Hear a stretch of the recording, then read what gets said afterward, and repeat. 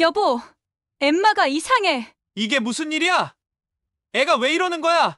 엠마, 눈 좀 떠봐. 이른 새벽, 캐나다 엘버타주의 한 가정집에서 다급한 목소리로 남편을 부르는 여성이 있습니다. 남편은 허둥지둥 일어나 아이 방으로 달려가더니 구급대를 부릅니다. 과연 이 가족에게는 어떤 일이 일어난 걸까요? 안녕하세요. 세계인들의 한국에 대한 감동적인 이야기를 전해드리는 감동 뭉클입니다. 저희 채널은 해외 커뮤니티 레딧과 신청자의 실제 사연을 제보받아 실화를 바탕으로 영상을 제작하고 있습니다. 구독과 좋아요, 공유 알림 설정은 영상 제작에 큰 힘이 됩니다. 여러분들은 진돗개에 대해서 어떻게 생각하시나요? 진돗개는 우리나라의 전통적인 개 종류 중 하나로 그 매력은 끊임없이 이어져 왔습니다. 또한 오랜 역사와 함께 존재한 종류이기도 합니다. 집을 지키고 사냥도 도와주며 믿음직스러운 동반자로서 사랑을 받았습니다. 또 용감하고 충성스럽고 근성과 지능을 겸비한 훌륭한 개로 알려졌습니다. 그러나 최근에는 도시화와 함께 산책이나 놀이를 위해 집안에서 키우기 어렵다는 인식이 강조되는 경향이 있습니다. 그래서 도시 생활에 적합한 작은 크기의 해외종 강아지를 선호하고 있습니다. 이러한 환경 변화로 인해 진돗개가 조금 소외되고 있다고 느끼는 사람들도 있을 것입니다. 오늘 소개해드릴 사연은 캐나다 알버타주에서 한국의 진돗개를 입양한 후 정말 기적 같은 일들을 겪은 켈리 가족의 사연인데요. 한국의 진돗개가 가진 고유의 매력과 가치를 다시 한번 깊이 생각해 보셨으면 합니다.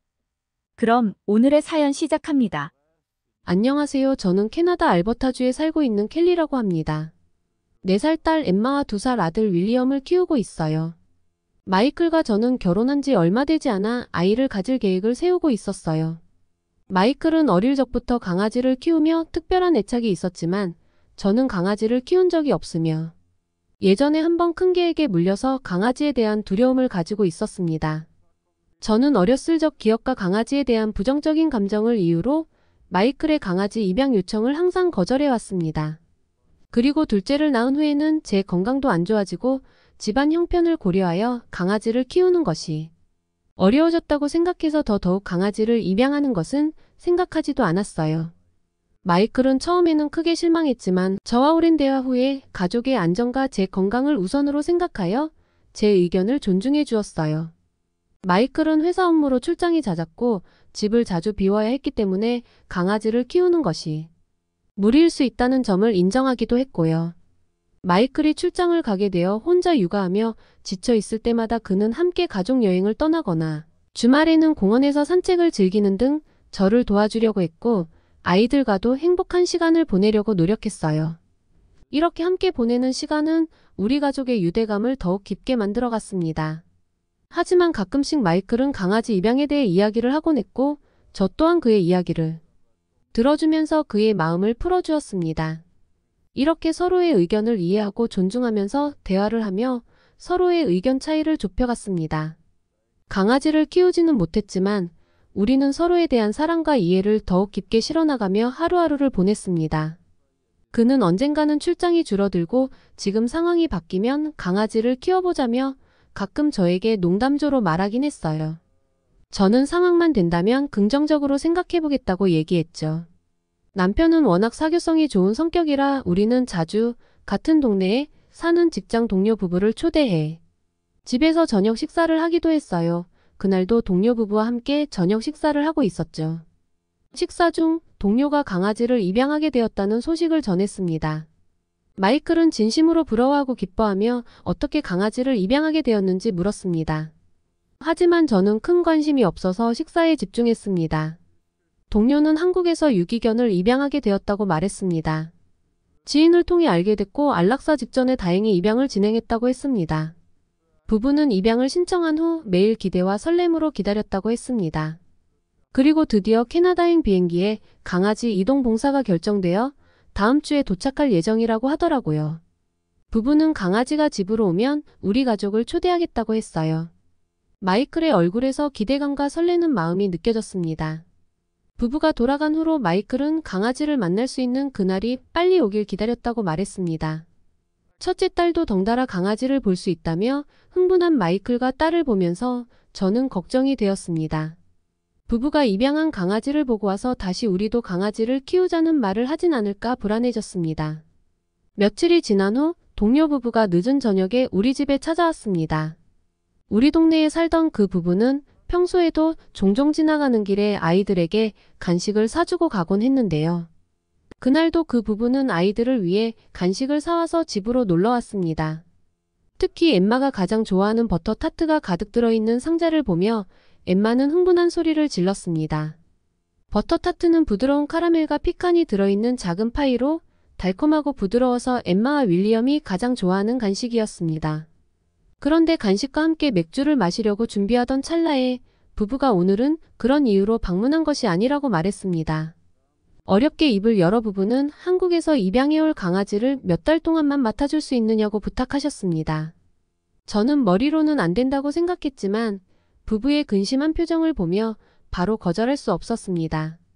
부부의 이야기를 들어보니 어젯밤에 부부의 고향에 계신 어머님께서 산에 가셨다가 사고를 당하셨다는 소식이었습니다. 상태가 위중하다고 연락이 왔으며 지금은 중환자실에 계시고 간병인이 필요하지 않지만 며칠 후에는 일반 병실로 옮기게 될 것 같아서 부부가 급하게 고향으로 가야 한다고 설명했습니다. 그런데 내일 입양하기로 한 강아지가 입국을 하게 돼서 고민 중이라고 했습니다. 마이클과 딸은 저를 간절하게 쳐다보며 아예 키우는 것도 아니고 부부가 돌아올 때까지만 맡아주는 것이니 괜찮지 않아? 라며 저를 설득했습니다. 저는 강아지를 원하지 않았지만 어려움에 빠진 이웃을 못 본 채 할 수는 없었습니다. 부부에게 강아지는 걱정하지 말고 어머님의 건강을 챙기라며 위로하자. 부부는 드디어 처음으로 웃음을 보이며 고맙다고 인사했습니다. 다음날 이른 아침 부부는 강아지를 위해 준비해두었다는 집, 사료, 장난감을 포함한 강아지 용품들을 우리 집에 전달하고 고향으로 떠났습니다. 그리고 그날 밤 우리는 공항에서 한국에서 도착한 유기견을 만날 수 있었습니다. 하지만 강아지라고 부르기에는 조금 큰 검고 마른 개가 우리를 기다리고 있었습니다. 마이클과 딸은 그런 강아지여도 마냥 좋은지 웃고 있었지만 저는 조금 실망했습니다. 사실 기대했던 외모와는 전혀 달랐습니다.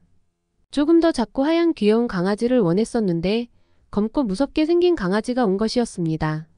마이클과 딸은 검은 털을 가진 강아지에게 우리에게 온 것은 행운이라며 럭키라는 이름을 지어주었습니다. 이동봉사자는 럭키에 대해 간단히 소개했는데 한국 토종견인 진돗개 중 흑구라고 했습니다. 하지만 저는 그날 밤 진돗개에 대해 찾아보고 공부를 하면서 럭키에게 또 실망하고 말았습니다. 흰색이나 황색 털을 가진 진돗개도 있었는데 럭키는 새까만 털을 가지고 있었고 영상 속 진돗개처럼 늠름해 보이지도 않았습니다. 럭키는 꼬리를 말고 집 구석에 숨어 있었고 사료나 간식을 주어도 눈치를 보며 피하려고만 했습니다. 그래도 우리 집에 온 식구이니 저도 정을 주기 위해 노력했고 마이클이나 아이들은 말할 것도 없었습니다. 이름을 수십 번을 부르고 눈을 마주쳐도 럭키는 우리 주변만 맴돌 뿐 다가오지 않았습니다. 아이들은 피하기만 하는 럭키를 보며 친해지고 싶다고 울고 럭키는 우리 눈만 마주치면 도망가고 정신이 없었습니다. 제가 생각하는 강아지는 애교도 많고 옆에서 위로도 해주는 모습이었는데 럭키는 정반대여서 점점 어려워졌습니다. 그렇게 서로 어색한 거리를 두고 지내던 어느 날 아이들을 재우고 침대에 누웠습니다. 그날은 유독 피곤해서 우리는 모두 깊게 잠에 빠져들었습니다. 그런데 새벽 4시쯤 평소에는 침대에 올라오지 않던 럭키가 갑자기 침대로 올라왔습니다. 저는 잠을 방해한 럭키에게 짜증이 났고 마이클은 단호하게 럭키에게 내려가라고 이야기했습니다. 하지만 럭키는 계속해서 침대로 아이방으로 방문 앞으로 달려가는 행동을 반복했습니다. 그 순간 이상한 기분이 들었습니다. 마치 럭키가 빨리 나를 따라오라고 하는 것 같았거든요. 우리 부부는 약속이라도 한 것처럼 일어나서 럭키를 따라갔습니다. 럭키는 우리 부부가 따라 나오는 것을 보고 첫째 딸 방문 앞으로 가서 문을 긁었습니다. 우리 부부는 방문을 열고 놀랐습니다. 딸아이가 경련을 일으키고 있었거든요. 겁에 질려 소리를 지르는 저를 마이클이 달래며 구급대에 신고를 하고 우리 가족은 바로 병원으로 향했습니다.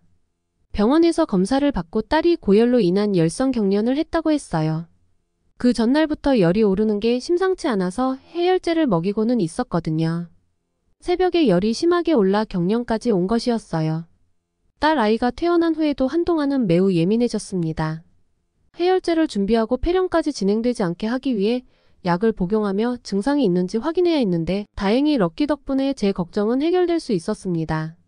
럭키는 거실 구석에 보이지 않는 곳에서 항상 잠이 들었는데 그날 이후로는 딸 아이 옆을 떠나지 않았습니다.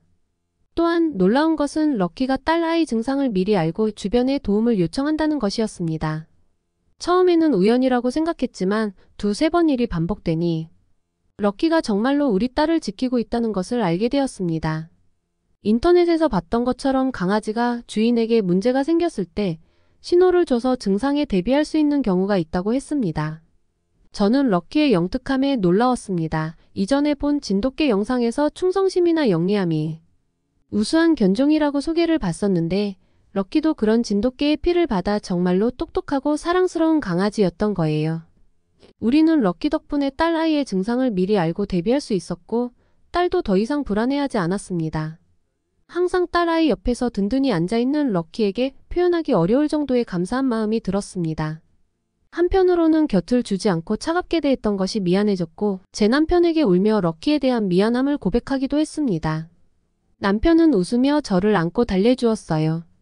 그렇게 몇 주가 흐르고 한국 부부로부터 연락이 왔고 저는 큰 결심을 했습니다. 함께 지내는 동안 많은 일이 있었고 특히 딸 아이의 사건 이후에는 저는 럭키를 가족으로 받아들이기로 결정했습니다. 딸 아이와 저에게는 이제 럭키가 없으면 안 될 존재가 되었어요. 럭키 덕분에 걔에 대한 트라우마도 극복할 수 있게 되었고 그동안 함께 보낸 시간들에 이제 럭키 없이는 안 될 것 같았어요. 그렇게 우리는 한 가족이 되었고 매일 함께 시간을 보냈습니다. 럭키도 점점 밝아졌고 하지만 큰 소리에 겁을 먹거나 꼬리를 말고 도망가는 모습은 여전히 있었죠. 우리는 럭키가 편안하게 지낼 수 있도록 집에서 큰 소리를 내지 않고 조용히 생활했습니다. 럭키가 딸을 지켜주었던 것처럼 우리도 럭키를 지켜주어야 한다고 생각했어요. 딸과 함께 잠이 든 럭키를 보며 힘들었을 유기견 생활이 상상되었어요. 이렇게 큰 소리도 싫어하고 소심하고 조용한 강아지가 힘든 거리를 떠돌며 눈치를 보고 도망 다녔을 생각을 하니 마음이 아팠습니다. 그동안 마음을 못 줬던 것이 더 미안해졌고 이렇게 딸 아이와 함께 곁에서 오래오래 지켜달라고 기도했고 진심으로 럭키를 가족으로 받아들였습니다. 럭키의 행동을 이해하고 서로 아끼는 마음으로 우리는 1년을 함께 지냈습니다. 1년 후 어느 주말 저와 딸, 아들 그리고 럭키는 마당에서 쉬고 있었습니다. 마이클은 출장을 갔던 날이었습니다. 딸과 아들은 마당 구석 만들어 놓은 놀이터에서 웃으며 장난을 치고 있었고 럭키는 제 옆에 누워 있었죠. 그때였어요. 어디선가 짐승 소리가 들려왔는데 처음 듣는 울음소리였어요. 그리고 곧 그 소리가 우리 마당에서 점점 커졌고 우리 쪽으로 달려들었습니다. 거대한 곰이었습니다. 저는 너무 두려워서 몸이 굳어버렸습니다. 저희 집이 산 쪽에 있어서 종종 곰이 출몰한다는 얘기를 듣곤 했는데 저에게 이런 일이 생길 줄은 몰랐습니다. 그런데 항상 소심하고 구석자리에만 있던 럭키가 정말 무섭게 곰 앞을 가로막았습니다. 아이들에게 다가가지 못하도록 곰을 경계하며 처음 듣는 소리로 짖기 시작했죠. 곰도 물러서지 않고 짐승 소리를 내며 위협했어요. 저는 아무것도 할 수 없었고 그때 총소리가 들렸습니다. 마을 사람들이 짐승 소리를 듣고 경찰과 함께 달려온 거였어요. 곰은 총소리에 놀라 달아났습니다. 저는 그제야 아이들에게 달려가 끌어안으며 눈물을 흘렸습니다. 정말 무서웠습니다. 곰이 끝까지 사라지는 것을 지켜보며 목이 아플 정도로 짖는 럭키를 보니 너무 고마웠습니다. 저는 럭키를 쓰다듬으며 고맙다고 인사했고 그러자 럭키는 딸과 아들의 볼을 핥으며 꼬리를 흔들었죠. 그렇게 우리 가족의 영웅이 된 럭키와 함께 이제는 우리 가족에게 없어서는 안 될 소중한 존재가 되었어요. 이렇게 멋진 럭키를 만날 수 있게 해준 한국에도 진심으로 감사 인사를 전하고 싶습니다. 오늘의 사연 어떠셨나요? 한국 유기견이 사랑을 받고 영웅까지 되었다니 저도 뿌듯합니다. 오늘 이야기가 좋으셨다면 구독과 좋아요 눌러주시고 주변의 많은 분들에게 공유해주세요. 사연자분에게 응원과 격려의 말씀들을 댓글로 남겨주세요. 감동 뭉클에서는 여러분의 마음들을 모아 사연자분들에게 전달해 드리고 있습니다. 감동적이거나 재미있는 실제 사연들을 제보받고 있으니 소개해주고 싶은 사연이 있으시면 위 메일로 제보해 주시기 바랍니다.